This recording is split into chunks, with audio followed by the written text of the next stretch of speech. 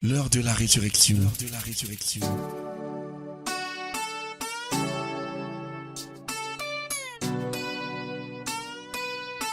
L'heure de la résurrection. L'heure de la résurrection.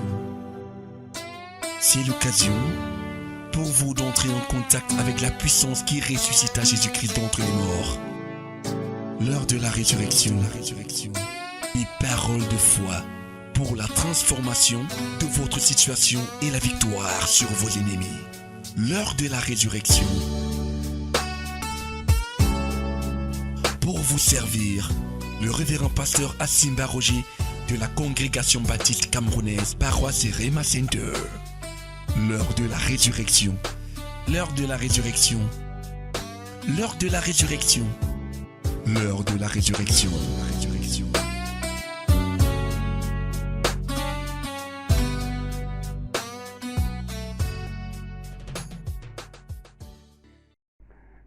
Amen. Il y a la crise des pères. La plupart des jeunes dans notre société aujourd'hui ne connaissent pas leur père. Même quand ils le connaissent, il n'a pas vécu avec lui. Il n'a rien bénéficié de lui. C'est la qualité de personnes qui disent qu'on qualifie par célibataire 11 enfants. Mais c'est des enfants qu'il n'a jamais pris soin. Un jour, on lui montre que c'est ton père là-bas. Le gars est étonné. Que non, c'est mon père là-bas. Et lui-même, il va se présenter. Même le papa même est étonné. Donc, tu dis que ta mère, c'est qui? C'est à peine qu'il se souvient que de la mère. Amen. Voilà la société dans laquelle nous sommes. Et c'est pour ça que les gens ont de plus en plus des difficultés pour comprendre quand la Bible dit que lorsque vous priez, dites notre Père qui est aux cieux. À ce niveau-là, plusieurs sont bloqués. Parce qu'il n'a pas une image positive de ce que c'est qu'un père. Les images qu'il a dans son esprit, c'est des images négatives. Donc quand on dit que Dieu est un père, il a des difficultés à comprendre. Il a des difficultés à le voir et à entrer en relation avec lui.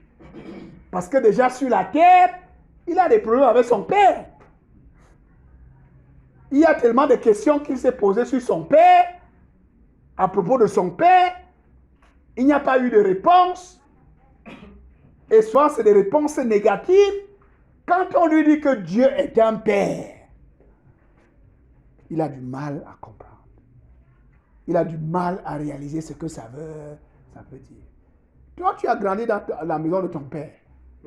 Mais aujourd'hui, je dis dans cette ville, dans cette nation, demandez au principal, il demande, qui vit avec son père? Il pose seulement la question. Ceux qui vivent avec leur père se mettent debout. Et puis, il essaie de demander aux autres que ton père est où? La plupart ont grandi avec leur grand-père, avec leur grand-mère, avec une tante, avec un oncle. Même la mère même, ils ne connaissent pas. Il a des difficultés pour appeler maman. Des difficultés pour dire papa. Parce que ça n'est jamais passé dans ça. Il n'a jamais fait ça. Même quand il dit que c'est sa mère ici, lui, il l'appelle comme tout le reste. Il l'appelle par son prénom. Parce qu'il n'a pas grandi dans ça. Est-ce que vous comprenez un peu? Et nous avons un défi à relever. Nous avons du pain sur la planche. Une des choses que nous avons besoin de projeter dans notre société et d'amener dans notre société, c'est Dieu comme le Père. Et nous devons être le représentant de ce Père. Nous devons agir comme ce Père. Nous devons nous comporter comme ce Père. Nous devons avoir la mentalité de ce Père. Amen. Que ceux qui ne connaissent pas ce que c'est qu'un Père, en te regardant, ils découvrent ce que c'est qu'un Père. Voilà le défi que nous avons à relever. Un des défis que nous avons à relever. Amen. Très, très important. C'est pour cela que ce matin, je veux parler du type d'homme. Le type d'homme que Dieu recherche de nos jours. Dieu cherche des hommes. Mais quel type d'homme? La première chose que nous devons noter, c'est que notre Dieu, une des choses qui le caractérise, c'est qu'il n'est pas indifférent au mal.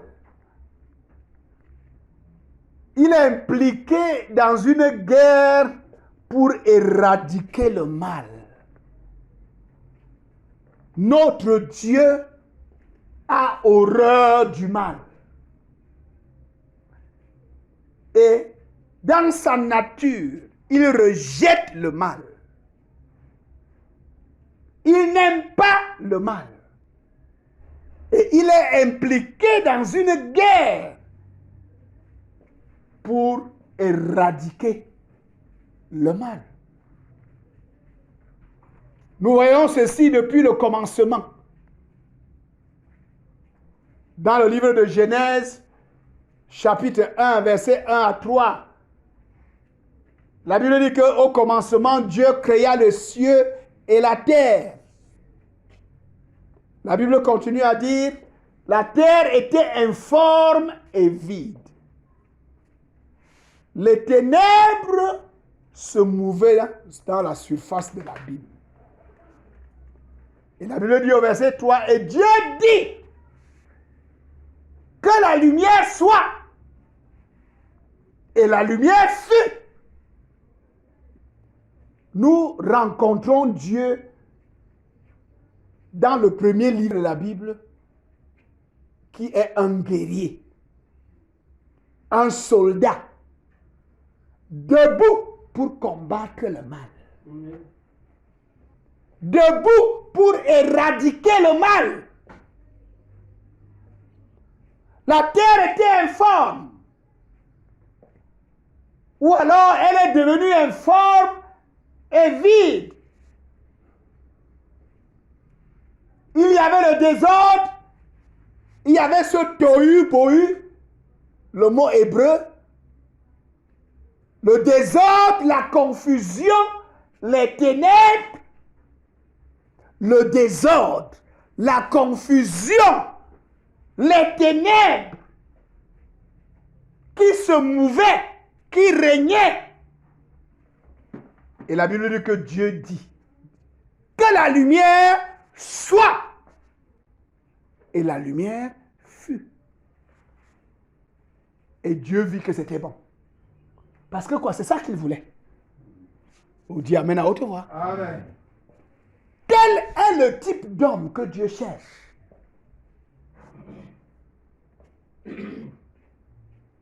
Dieu cherche ces hommes qui, comme lui, ont horreur du mal.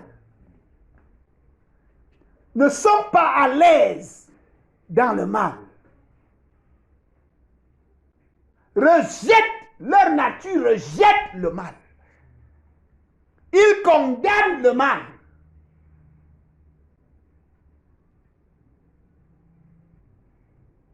Dieu s'insurge contre le tohu-bohu. Dieu se lève contre le désordre, la confusion. Parce que Dieu ne supporte pas le désordre. Dieu ne supporte pas la confusion.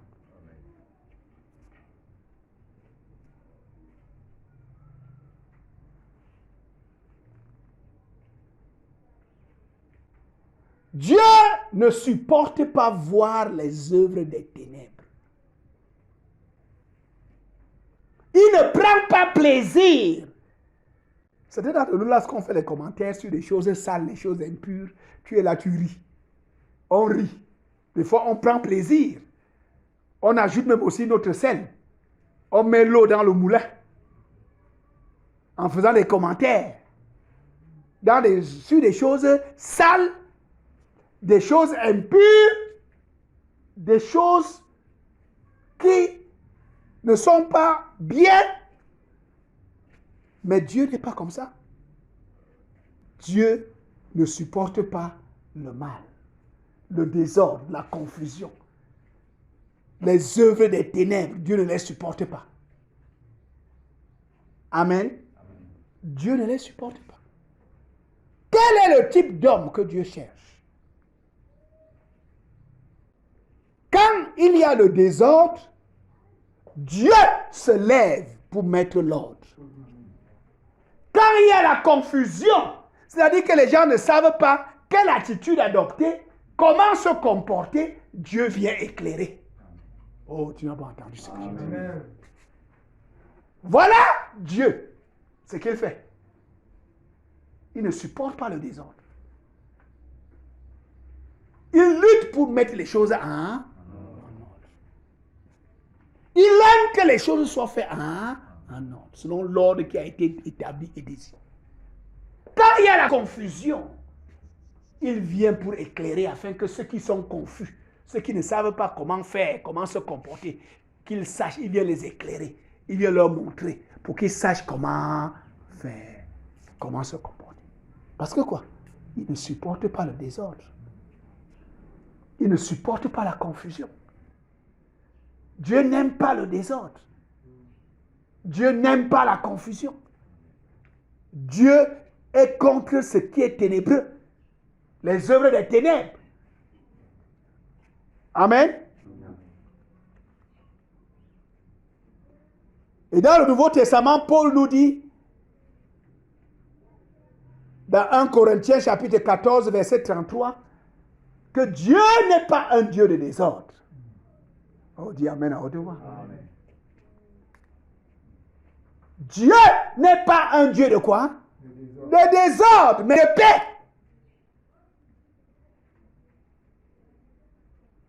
Donc voilà. Parce que quel type d'homme Dieu veut? Il faut d'abord savoir comment est ce Dieu, qui est ce Dieu, quelle est sa nature. 1 Corinthiens chapitre 14, verset 33. Amen. Amen. Dieu n'est pas un Dieu de désordre. Il n'aime pas le désordre. Dans Éphésiens chapitre 5, verset 11, il dit, n'ayez pas part dans les œuvres infructueuses des ténèbres, mais plutôt, condamnez-les. Voilà Dieu. Oh, tu n'as pas entendu. Amen. Il dit, n'est pas part. Parce que lui-même, il n'a pas. Il n'a pas de part là-dedans. Là où on fait les œuvres des ténèbres, il se sépare. Il s'éloigne. Je veux que nous puissions lire Éphésiens, chapitre 5. Dans ce livre d'Éphésiens, chapitre 5,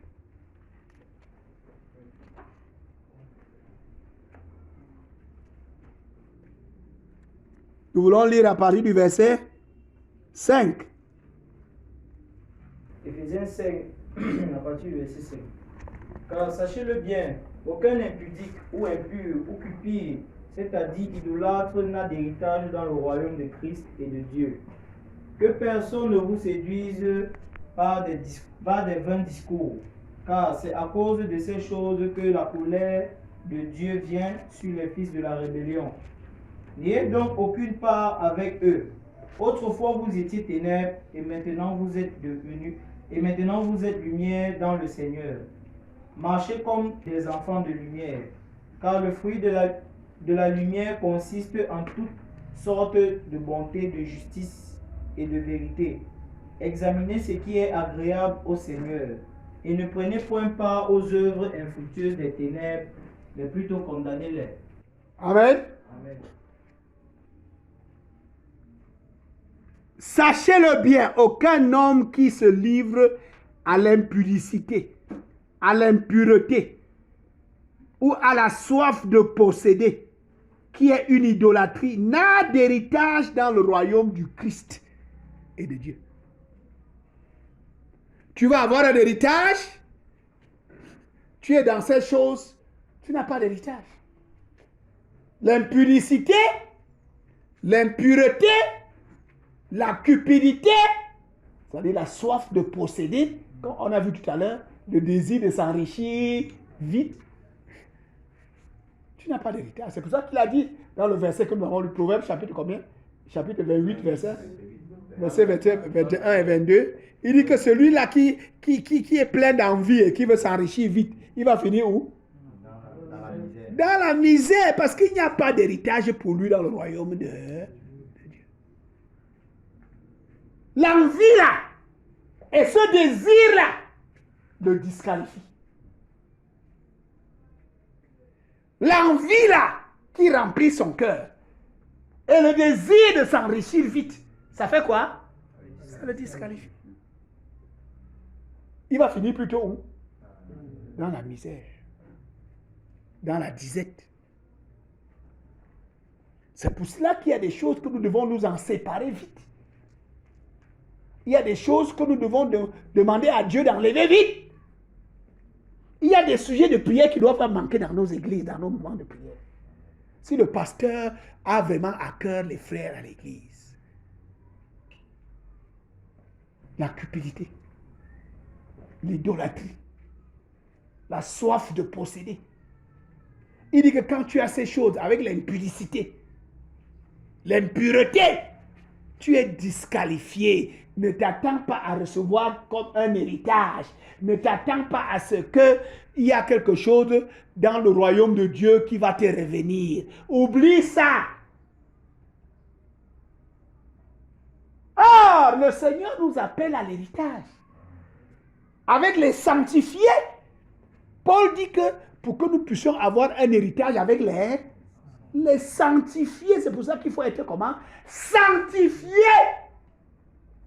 Que ces choses-là soient ôtées de mon cœur. Parce que quoi? Ce n'est que dans cette sanctification que je peux entrer dans, que je peux avoir un héritage dans le royaume de Dieu. Nous ne parlons pas ici des choses après la mort, mon ami. Nous parlons du royaume de Dieu que nous prêchons ici sur la terre. Parce que Jésus nous a envoyé prêcher quoi? Le royaume. Et ce royaume-là est plein de richesses. Mais si toi tu veux jouir de ces richesses sur cette terre, le royaume que nous prêchons, il dit il faut se sanctifier. Il faut se séparer de ces impuretés. La cupidité, la soif de posséder, cette idolâtrie, que dans ta tête tu ne calcules que comment tu vas devenir riche. Subitement, comment tu vas devenir riche très vite. Mon ami, tu n'as rien compris. Dieu n'est pas ton père. Nous avons un père riche. Amen. Amen. Amen. Et l'enfant d'un homme riche ne se préoccupe pas pour devenir riche. Parce qu'il est déjà riche. Amen. Tu n'as pas entendu ça? Amen. C'est vrai ou c'est faux? L'enfant d'un homme riche ne se préoccupe pas pour devenir riche. Il est déjà riche. Comme on disait tout à l'heure, il doit se préoccuper de suivre le plan que son père a pour lui. Parce que son père sait que les choses sont déjà là, les richesses sont là. Mais il faut que lui, je le prépare pour gérer les choses. Amen. Afin que là où il va prendre ces choses, qu'il amène ça à une hauteur, qu'il fructifie, qu'il multiplie. Les choses sont déjà là. L'enfant du riche ne se préoccupe pas comment il va devenir riche. C'est pour ça que quand tu es animé de telles pensées et de tels désirs, la Bible dit que tu es disqualifié. Pourquoi? Parce que tu ne vas pas suivre la discipline qu'il faut. Tu ne vas pas apprendre les choses qu'il veut t'enseigner pour que plus tard tu gères quand il va mettre ça entre tes mains. Tu seras disqualifié d'office. Tu n'auras pas pris le temps d'apprendre. Tu n'auras pas pris le temps de comprendre, d'assimiler les leçons. Parce qu'il y a des choses qui veulent t'enseigner. Vous croyez que c'est le pasteur Zoé qui disait l'autre jour? L'école des enfants des riches n'est pas la nôtre même école, l'école des enfants des pauvres. Hein, pasteur Zoé, tu te souviens? Là où les enfants des riches vont à l'école, ce n'est pas là-bas que les enfants des pauvres vont à... Parce que ce qu'on veut leur apprendre est différent de ce qu'on veut enseigner aux enfants des pauvres. Ce qu'on enseigne aux enfants des pauvres, c'est comment devenir de bons ouvriers. Amen. Mais ce qu'on enseigne aux enfants des riches, c'est comment gérer les choses. Tu n'as pas entendu ça? On enseigne aux enfants des riches comment quoi? Gérer les choses. Et c'est ce que Dieu veut enseigner à ses enfants. Amen. C'est ce qu'il veut t'enseigner. Il n'est pas fou. Quand il te dit, fais telle chose, tu ferais mieux de t'appliquer à faire ça bien. Quand il te dit, va là-bas, tu ferais mieux d'y aller. Parce qu'il n'est pas fou. Il veut te préparer comment gérer les choses. Les choses sont déjà là, les richesses sont là. L'or et l'argent, c'est là. Sa préoccupation, ce n'est pas pour que tu aies ça, parce que tu as déjà ça. Sa préoccupation, c'est comment est-ce que tu as les capacités qu'il faut. Est-ce que tu as les connaissances qu'il faut. Est-ce que tu as la discipline qu'il faut pour gérer les choses. Et c'est ça qu'il veut bâtir en chacun de nous. Le type d'homme que Dieu cherche. Le type d'homme que Dieu cherche. Il dit, verset 6, que personne ne vous trompe par des arguments sans valeur. Ce sont ces désordres qui attirent la colère de Dieu sur ceux qui refusent de lui obéir. Ceux qui refusent de lui obéir se retrouvent dans le désordre. Est-ce que vous m'entendez un peu? Et Dieu n'est pas un Dieu de désordre. Vous comprenez maintenant pourquoi ils sont disqualifiés? Ceux qui refusent de lui obéir, automatiquement se retrouvent dans le désordre. Et Dieu, lui, n'est pas un Dieu de désordre. C'est pour ça qu'ils sont disqualifiés. C'est pour ça qu'ils n'auront aucun héritage dans son royaume. Parce qu'il ne donne pas l'héritage aux désordonnés. Il sait que c'est déjà perdu d'avance. Il ne veut pas des gars qui vont dilapider et détruire l'héritage. Il veut des gars qui vont fructifier l'héritage. C'est pour ça qu'il prend le temps de leur enseigner, de les éduquer, de leur donner la discipline et la connaissance qu'il faut pour gérer afin de fructifier. Quand le moment arrive, il va te mettre là où tu vas gérer. Amen. Il va ouvrir les portes qu'il faut. Il va te placer là où il faut. Si cet endroit-là, ce lieu-là est occupé et géré par des gens qu'il a disqualifiés, c'est lui qui va les chasser afin de te placer là. Amen. Dis Amen à haute voix. C'est pour cela que mon ami, si Dieu te dit sors chaque matin pour aller prêcher l'évangile, va prêcher l'évangile. Si Dieu te dit que va chercher les âmes perdues, va chercher les âmes perdues. Si Dieu te dit que va intercepter ceux qui sont en train d'aller en enfer, lève-toi, va les intercepter. Dieu n'est pas fou. Ce que Dieu te demande de faire, écoute-moi attentivement, c'est ça qui te prépare à gérer. Oh, tu n'as pas compris. Ce que Dieu va te donner à faire, quand tu vas le faire bien, comme il le demande, tu vas t'investir dans ça, tu vas te préoccuper de ça, tu vas faire ça de tout ton cœur, comme il te demande de faire. Tu es en train de te préparer à gérer les choses qu'il a préparées. Les richesses, l'or, l'argent. Tu es en train de te préparer. Parce que là où il y a ces richesses, il y a les combats. Tu n'as pas entendu ce que je dis. Et pour que tu réussisses dans ces combats, que tu tiennes ferme, il faut savoir entendre sa voix. Parce que c'est lui qui va combattre. Et pour qu'il combatte comme il se doit, il faudra que tu sois capable de recevoir les instructions qu'il te donne là. Si tu ne peux pas recevoir les instructions et les appliquer là, il ne peut pas combattre comme il veut. Par conséquent, il ne pourra pas remporter les victoires qu'il veut remporter. Et par conséquent, tu ne pourras pas rester là pour gérer là où il t'a placé. C'est pour ça qu'il t'envoie d'abord là où tu vas développer l'oreille spirituelle.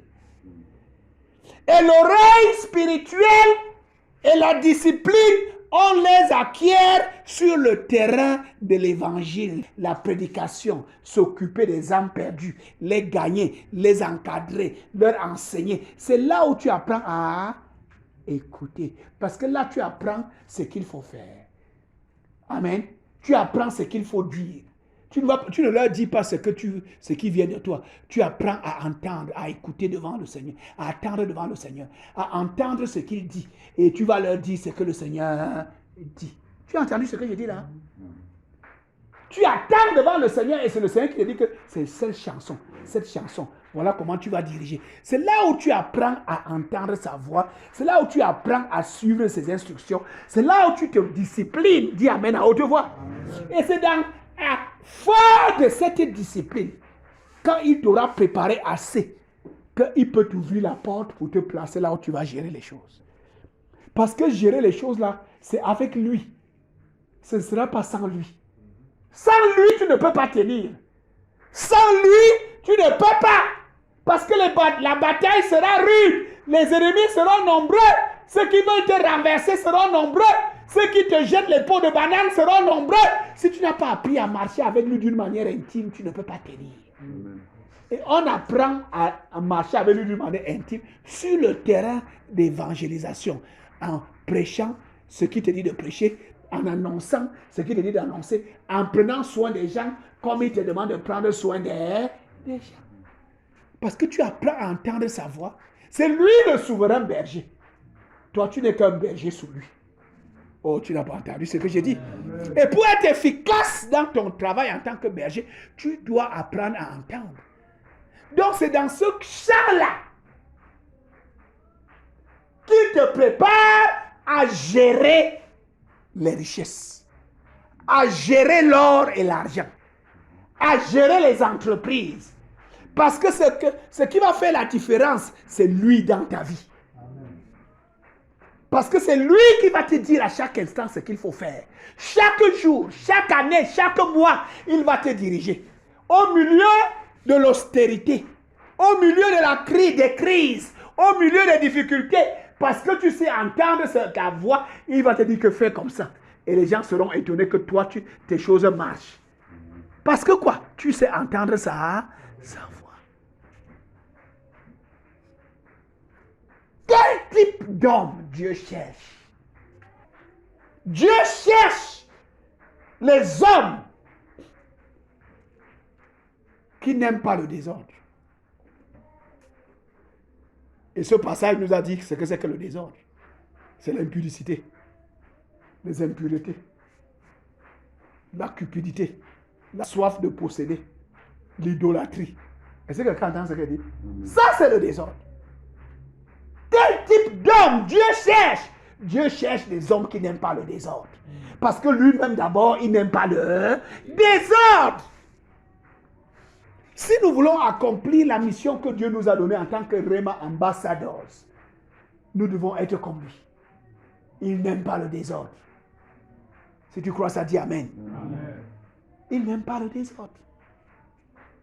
Il n'aime pas le désordre. Il dit que si tu es dans le désordre, tu es disqualifié, tu ne peux rien recevoir dans son royaume. Tu n'as pas d'héritage. Donc oublie que tu vas avoir des choses. Si tu as la soif de posséder, de devenir riche vite, il dit que tu vas finir dans la disette. Tu vas finir dans la misère. Parce que toi, tu es un enfant d'un père qui est riche. Mais toi, tu veux devenir riche très vite. Alors que le père, lui, ce qu'il veut, il sait déjà que les richesses là, c'est pour toi. Est-ce que quelqu'un comprend ce que je dis? C'est très important. Quel type d'homme Dieu veut? Ceux qui n'aiment pas le désordre. Quel type d'homme Dieu veut? Ceux qui n'aiment pas la confusion. Ceux qui ne sont pas confus. Il y a beaucoup de gens qui sont confus. Je ne sais pas comment faire. Vraiment, je suis dépassé. Vraiment, je ne sais plus. Dieu n'est pas un Dieu de confusion. Est-ce que quelqu'un entend ce que je dis?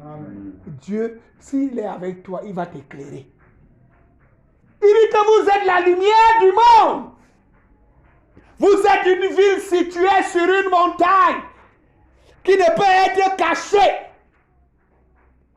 Vous êtes là pour éclairer. Celui qui éclaire n'est pas confus. C'est que quelqu'un entend ça veut dire ça. Tu ne peux pas être là pour éclairer et toi-même tu es confondu. Tu es confus. Hein, si on t'amène pour résoudre un problème et toi-même tu commences à te comporter comme un gars qui ne comprend rien, qui est confus. Mon ami, tu es disqualifié, on va te mettre de côté, on va commencer à chercher quelqu'un d'autre. Celui qui va apporter la soror. Parce que celui qui est clair, qui a la lumière, il n'est pas confus. Quand il se lève pour parler, il explique. Et les gens commencent à... Tu vois comment les gens secouent la tête. Ah, donc c'est comme ça. Parce que quoi? Lui-même, il est éclairé. Il a la lumière. Il n'est pas confus. Quel est le type d'homme que Dieu cherche? Ceux qui ne sont pas confus. Le type d'homme que Dieu cherche, ceux qui ne sont pas impliqués dans les œuvres des ténèbres.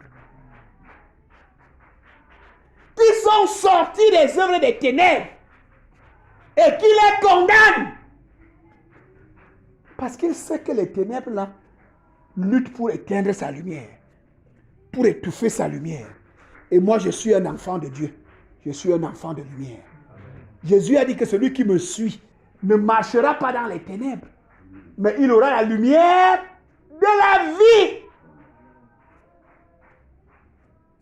Et l'ennemi de la lumière, c'est quoi? C'est les ténèbres. Donc celui qui a la lumière, qui est dans la lumière, n'aime pas les ténèbres. Il n'aime pas les œuvres des... Il les fait quoi? Il les condamne.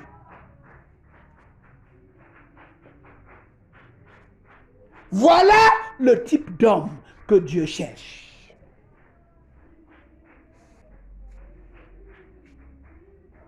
Dis Amen à haute voix. Amen. Voilà le type d'homme que Dieu cherche pour remettre ses richesses entre leurs mains. Pas les gens qui sont indifférents.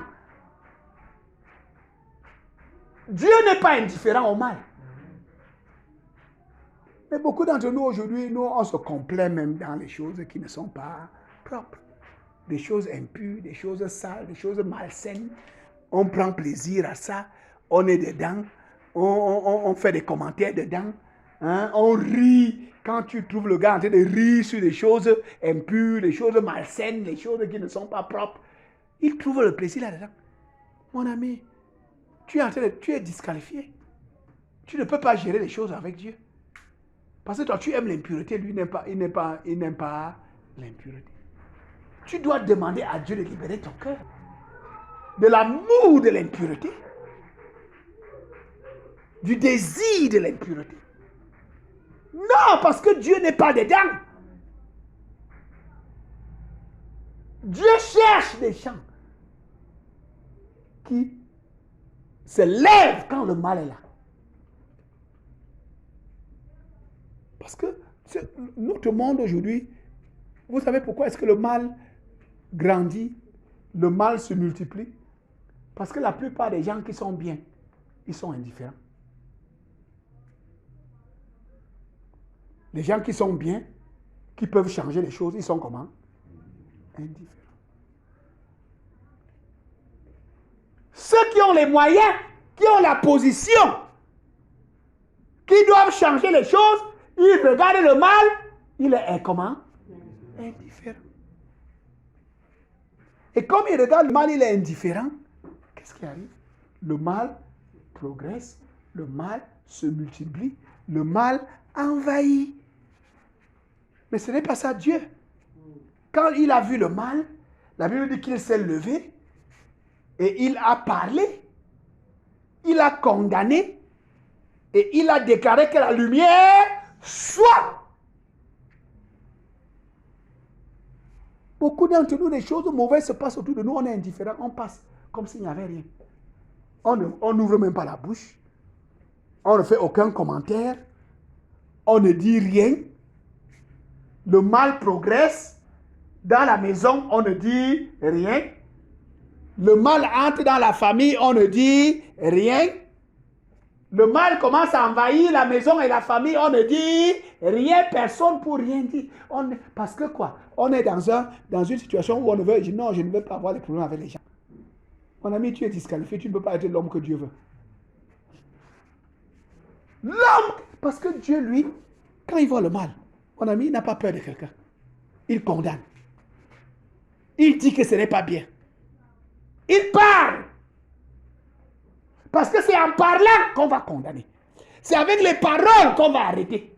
C'est avec les paroles qu'on va tuer, qu'on va stopper le mal. Est-ce que d'accord dans ce que dit? Mais si on a peur, si on est timide, si on est influencé, si on est indifférent, on dit que non, ce n'est pas mon problème, ça ne me regarde pas. Mon ami, Dieu ne peut pas compter sur toi. Dieu ne peut pas compter sur toi. Les gens, les hommes que Dieu cherche, c'est les hommes qui ont cet esprit en lui, l'esprit que Dieu même a. Il se lève quand il y a le mal. Il parle. Il condamne. Est-ce que quelqu'un entend ce qu'il dit? Il dénonce.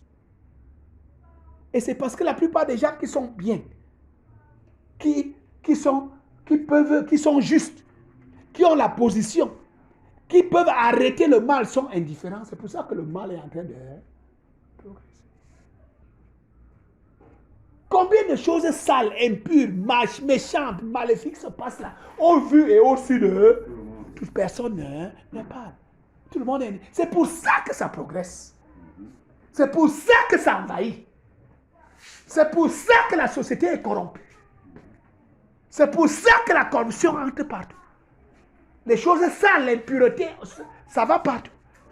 Et on se demande comment on va faire. Amen. Amen. Le type d'homme que Dieu cherche. Les hommes qui sont comme lui. Parce que nous, on est là tellement habitués, on prend même plaisir à ces choses et habitué à ces choses au point où on regarde et ça prospère. Ça ne nous dit rien. Ça augmente, ça ne nous dit rien. Ça envahit, ça ne nous dit rien. Hein? Ça détruit, ça ne nous dit rien. Parce que quoi? Non, moi je vais être riche.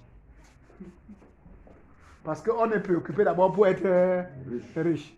Je gagne quoi sur ça? Si je ne gagne pas quelque chose sur ça, je ne parle pas. Je ne me préoccupe pas de ça. Je ne dis rien sur ça. C'est ça. Ah, le Dieu que nous servons, c'est le Dieu qui tient les choses entre ses mains. C'est le Dieu qui gère. Dis Amen à haute voix. C'est le Dieu qui gère les choses. Et il veut les donner à ses enfants. Et il veut leur donner à un type d'homme qui lui ressemble d'abord. C'est pour ça qu'il a dit que faisons l'homme à notre image. Quand Dieu dit que faisons l'homme à notre image dans Genèse chapitre 1, il faut connaître quelle image. Il faut découvrir l'image. L'image, c'est le verset 1, verset 2, verset 3. C'est un homme, c'est un Dieu qui est rouge quand il voit le mal. C'est un Dieu qui n'aime pas le désordre. C'est un Dieu qui n'aime pas la confusion. C'est un Dieu qui condamne les œuvres des ténèbres. C'est un Dieu qui aime la lumière. Il n'aime pas les... C'est là où... C'est dans ce contexte-là qu'il a dit que faisons l'homme à notre... Voilà le type d'homme qu'il cherche. C'est pour ça qu'il a dit, afin qu'il domine, faisons l'homme à notre image et qu'il fasse quoi? Qu'il domine. Ça veut dire que quoi? Qu'il continue à faire ce que moi j'ai commencé à faire. Parce qu'il me ressemble, il va réagir comme moi. Parce qu'il me ressemble, il va attaquer le mal comme moi j'attaque le mal. Faisons l'homme à notre image. Faisons l'homme à notre ressemblance. Qu'il domine sur les oiseaux du ciel, sur les bêtes des champs, sur les poissons dans la mer, sur tout ce qui se meut sur la surface. Qu'il domine. Qu'il fasse la loi, qu'il arrête le mal, qu'il garde les choses en ordre, qu'il arrête la confusion, Adam a échoué. En Christ, Dieu crée ses nouveaux hommes. Et la Bible dit que si quelqu'un est en Christ, il est quoi? Une nouvelle créature. Une créature qui ressemble à qui? À quoi? Qui ressemble à Dieu. Si tu veux savoir, une créature qui ressemble à quoi? Qui ressemble à Dieu, qui ressemble à Dieu. Qui est à l'image de Dieu, parce que le péché a fait perdre cette image. Mais Jésus vient pour créer des nouvelles personnes, des hommes avec cette image que Dieu avait voulu depuis le départ. Qui sont contre le mal. Qui ne sont pas indifférents au mal. Qui condamnent. Qui n'aiment pas le désordre. Qui n'aiment pas la confusion. Il dénonce. Il condamne. Il arrête ça. Il n'est pas tranquille si ce n'est pas arrêté. La Bible dit que Dieu dit que la lumière soit.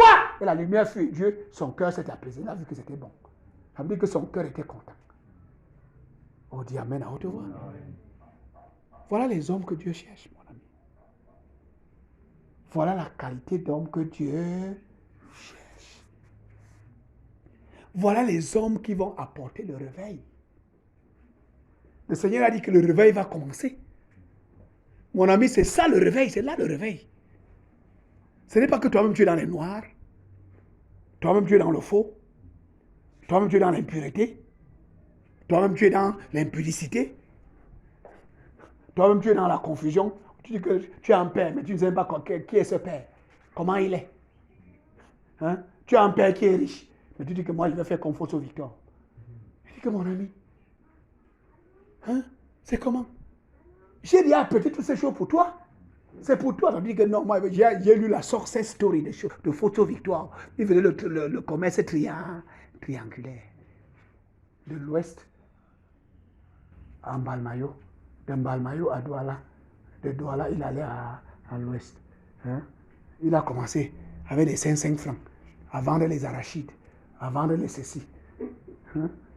Dieu dit que, mais mon ami, tu n'es pas dans le même contexte. Son père était mort. Il n'a pas connu son père. C'est un gars qui a grandi dans la misère et la pauvreté. Mais toi, tu es différent. Tu es mon fils. Je t'ai adopté. L'or et l'argent m'appartiennent. Je suis un père riche. Tu n'as pas besoin d'aller commencer à zéro. J'ai déjà apprété les choses. Suis-moi. Écoute-moi. Fais ce que je te dis. Parce que je te prépare à être le gérant de ces choses. Tu dis que non, je veux faire mes richesses. Je veux conduire mes richesses. L'œuvre de Dieu a besoin d'argent. Hein? L'œuvre de Dieu a besoin d'argent. On ne peut pas servir Dieu dans la pauvreté. On ne peut pas servir Dieu dans la pauvreté. Dieu dit que où est la pauvreté? Donc tu m'insultes. Parce que beaucoup de gens ne savent pas qu'en disant ça, ils insultent Dieu. Qui t'a dit que Dieu est pauvre? Hein? Qui t'a dit que Dieu a besoin d'argent? Dieu a besoin des hommes qui entendent sa voix, qui marchent dans sa discipline, qui reçoivent ses instructions. Il a dit, recevez mes instructions. Voilà les hommes que Dieu cherche. Ceux qui marchent dans les instructions, qui font ce qu'il leur demande de faire, il les prépare pour gérer les richesses. Il les prépare pour gérer les entreprises. Parce que ces banques-là, ces entreprises-là, tout ça, ça lui appartient. C'est que tu ne sais pas. Tu n'as pas compris. Ça lui appartient. Il utilise les hommes pour bâtir les entreprises, pour bâtir les banques, les grandes banques et toutes ces grandes structures-là. Mais ce n'est pas pour eux. La preuve, c'est que le jour qu'ils partent, ils ne vont avec rien. Ça reste, ce n'est pas pour eux. Que le Seigneur ouvre tes yeux. Amen. Je dis que le Seigneur ouvre tes oreilles. Amen. Que Dieu soit avec toi pour comprendre ces choses. Amen. Dieu cherche des enfants, des hommes qu'il va placer pour gérer ces choses. Et tu es privilégié de ce qu'il t'a choisi. Amen. Tu es privilégié de ce qu'il t'a adopté. Tu es privilégié de ce qu'il a décidé de devenir ton père. Il t'a pris dans sa famille. La prochaine chose maintenant, ce n'est pas de chercher à être riche. C'est de marcher comme il te demande pour qu'il te prépare à gérer les richesses. C'est là où beaucoup d'enfants de Dieu tombent. C'est là où ils sont égarés. C'est là où ils entrent dans la misère et la pauvreté. Parce qu'ils veulent être riches. Tu es déjà riche. Ton père est riche. Ton père est comment? Riche. L'enfant d'un père riche, qui a un père riche, il ne cherche pas à devenir riche. Il est déjà riche. Que le Seigneur nous délivre. Je dis que le Seigneur nous délivre. Que le Seigneur nous sorte des ténèbres du mensonge de Satan. Tu n'es pas pauvre, mon ami. La preuve, c'est que quand tu as des besoins, le Seigneur pourvoit. Avant que les situations se présentent, il a déjà préparé. Quand ça arrive, des fois, toi, tu es surpris. Mais lui, il te montre qu'il n'était pas surpris. Parce que la manière qu'il intervient. Alors que toi, tu t'inquiétais là que, oh, maintenant là, je vais faire comment? Pouf, tu vois comment il intervient. Pour dire que quoi? Il n'était pas surpris, lui, il savait déjà. Parce que quoi, tu as un père riche. Amen. Dis à haute voix, j'ai un père riche. J'ai un père riche. Dis ça très fort, j'ai un père riche. J'ai un père riche. Dis à haute voix, mon père est riche. Mon père est riche. Je suis riche parce que mon père est riche. Je suis riche parce que mon père est riche. Parce que nous vivons dans un contexte de pauvreté où on enseigne aux gens qu'il faut faire quelque chose pour devenir riche parce que tu es pauvre. Tu es né pauvre, dans un pays pauvre, dans un continent pauvre. Tu es malheureux, tu es pauvre. Il faut faire quelque chose. Nous aussi, ça nous affecte dans notre tête. Tu es différent, mon ami. Tu es fils du royaume. Amen. Le royaume que nous prêchons, quand tu acceptes Jésus, tu deviens citoyen de ce royaume. Amen. Et Dieu devient ton père. Amen. Et tu deviens riche parce que ton père est riche. Ce que tu as besoin, c'est de le suivre. C'est de l'écouter. C'est de faire ce qu'il te dit. Parce que lui, le père d'un riche, d'un enfant riche, il prépare l'enfant à gérer les richesses. C'est pour ça qu'il le met dans une école qui est différente de l'école des enfants des pauvres. Tu n'as pas entendu ça? Il les met dans une autre école, pas dans l'école des gens qui font le commerce triangulaire. Lui, il a déjà fait ça depuis, il a ça, il est plein, il a accumulé. Hein? Son fils n'est plus là pour faire le commerce triangulaire. Son fils est là. Il le prépare. Il a une vision. Il sait même déjà qu'est-ce qu'il doit, dans quelle école il doit l'amener, qu'est-ce qu'il doit apprendre, qu'est-ce qu'il doit lui faire faire. Et si l'enfant est docile, si l'enfant est obéissant, il va apprendre ces choses et au moment venu, on va le placer pour gérer les choses. C'est comme ça, frère. Il faut qu'on comprenne ça. Il faut qu'on comprenne ça. Que le Seigneur nous délivre. Écoute ce que Dieu te dit. Écoute ce que le Saint-Esprit te dit. Fais ce que le Saint-Esprit te dit. Il est en train de te préparer pour gérer. La première chose la plus importante, c'est la relation avec lui. Parce que c'est avec lui que tu vas gérer. C'est avec lui que tu vas prospérer. C'est avec lui que tu vas vaincre dans les batailles et les combats. Parce que là où il va te placer, il y aura des combats. Il y aura des batailles. On va te jeter les pots de banane. On va vouloir te renverser. On va vouloir arracher ce qu'il t'a donné. Il faudra que tu te maintiennes. Et pour te maintenir, il faut entendre sa voix. Il faut faire ce qu'il te dit. Il faut obéir aux instructions. C'est ça qui va te maintenir. Non seulement il faudra te maintenir, il faudra prospérer, il faudra fructifier ce qu'il t'a remis. Ça ne doit pas mourir entre tes mains. Au contraire, ça doit devenir plus grand. Et c'est lui qui va te dire comment ça passe. Parce qu'il y aura les crises. Il y aura des difficultés. Il y aura des attaques. Amen. La conjoncture ne sera pas toujours favorable. Mais lui, avec toi, va te dire ce que tu dois faire pour surmonter, aller te retrouver au-dessus de la conjoncture. Tu vas gérer la conjoncture. Dis Amen à haute voix. Il faut que nous comprenions ces choses. C'est pour ça que c'est lui, il veut d'abord t'avoir avec lui. Et il veut t'amener là où tu vas le connaître, tu vas le découvrir, tu vas marcher avec lui, tu vas entendre sa voix. Et je vous ai dit que le lieu par excellence, c'est dans l'évangile. C'est dans l'église. C'est à prêcher l'évangile, prendre soin, rendre ministère. Parce que là, tu apprends à entendre sa voix.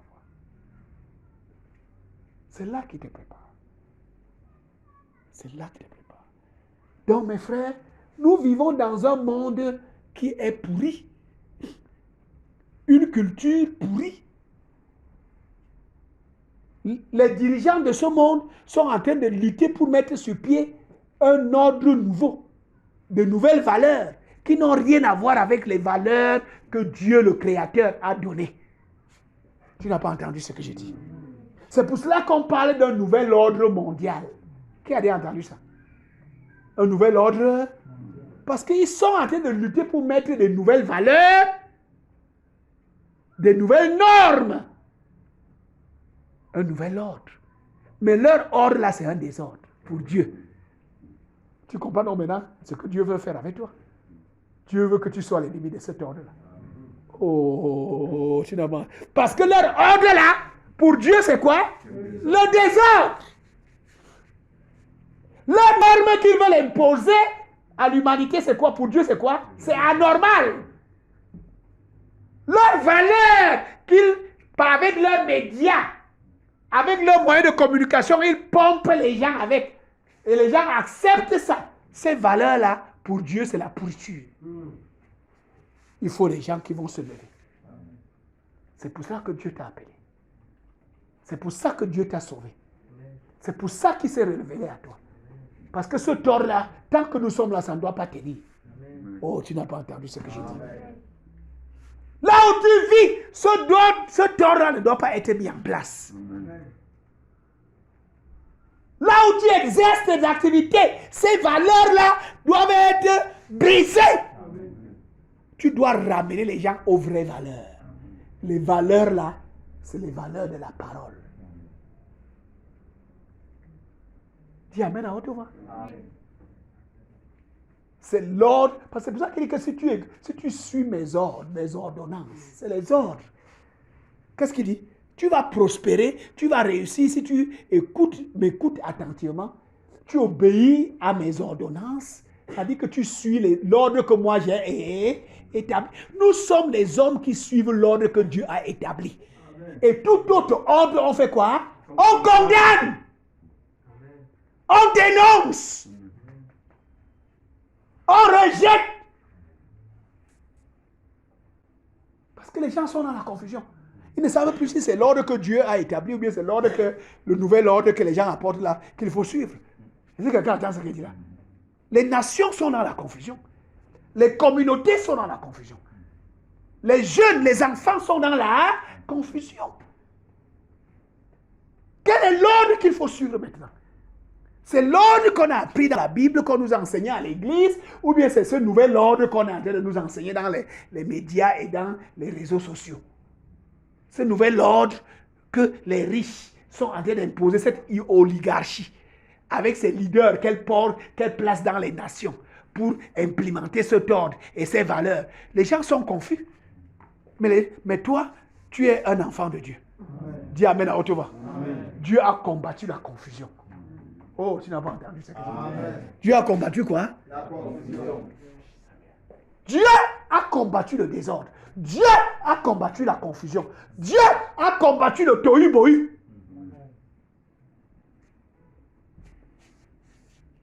Il a mis les choses en ordre. Il a enlevé la confusion. C'est ça le travail que Dieu attend de nous. Amen. Si nous voulons être les hommes, les Réma ambassadeurs que Dieu cherche, c'est ça. Amen. Nous vivons dans une société pourrie, corrompue. Parce que les leaders veulent imposer un nouvel ordre, qui pour Dieu c'est le désordre. De nouvelles valeurs, qui pour Dieu sont la pourriture. Est-ce que quelqu'un entend ce que je dis? Mais Dieu veut les hommes. Pas des gens qui sont indifférents, mais des gens qui parlent, qui se lèvent pour parler, qui se lèvent pour dénoncer, qui se lèvent pour condamner. Partout où tu te trouves, tu fais quoi? Tu condamnes, tu dénonces, tu dis que ce n'est pas bon. Même si les gens vont se lever contre toi, Dieu dit qu'ils te feront la guerre, mais ils ne te vaincront pas. Amen. C'est ça l'assurance. Ils te feront la guerre, mais ils ne te vaincront pas.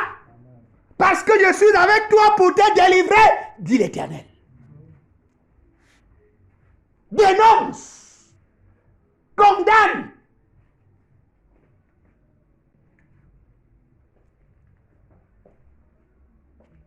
Notre Dieu n'est pas un Dieu de désordre.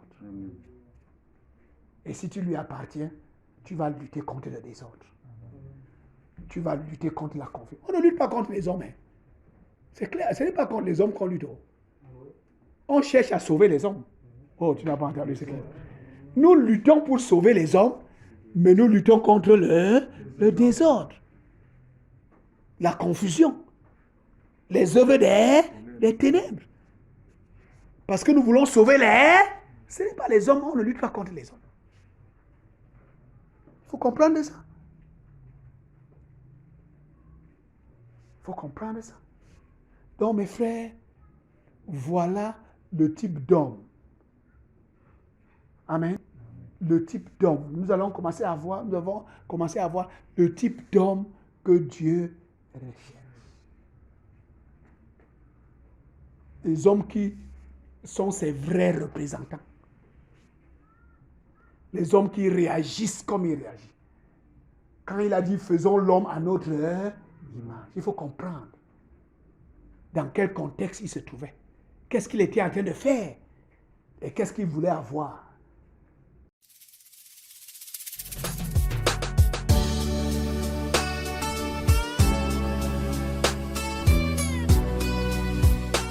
C'était l'heure de la résurrection présentée par le pasteur Asimba Roger de la congrégation baptiste camerounaise Rema Center.